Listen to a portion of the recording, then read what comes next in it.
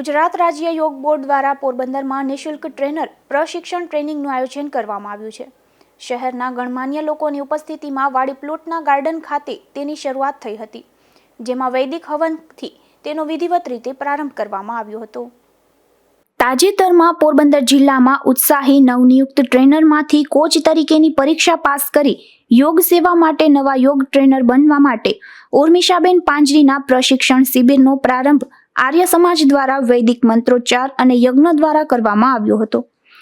ગુજરાત રાજ્ય યોગ બોર્ડ દ્વારા સમસ્ત ગુજરાતમાં યોગની સેવા વિવિધ પ્રકારે થઈ રહી છે, જેના ભાગરૂપે પોરબંદરમાં પણ પ્રચંડ પુરુષાર્થી ગુજરાત રાજ્ય યોગ બોર્ડના ચેરમેન યોગ સેવક શિષપાલજીના સીધા માર્ગદર્શનમાં યોગ ટ્રેનિંગ પ્રશિક્ષણ શિબિરનો પ્રારંભ કરવામાં આવ્યો હતો.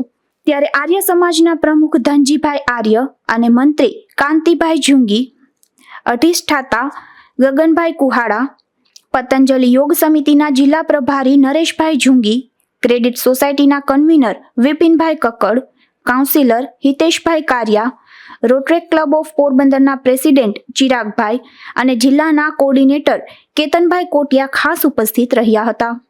આ પ્રસંગે જિલ્લાના કોર્ડિનેટર કેતનભાઈ કોટિયાએ યોગ ટ્રેનરો પ્રશિક્ષણ શિબિરના વિદ્યાર્થીઓ અને ઉપસ્થિત લોકોને વધુમાં વધુ ગુજરાત રાજ્ય યોગ બોર્ડની નિઃશુલ્ક સેવા લેવા શહેરના વિવિધ સ્થળો પર ચાલતી યોગ કક્ષાનો લાભ લેવાની અપીલ કરી હતી.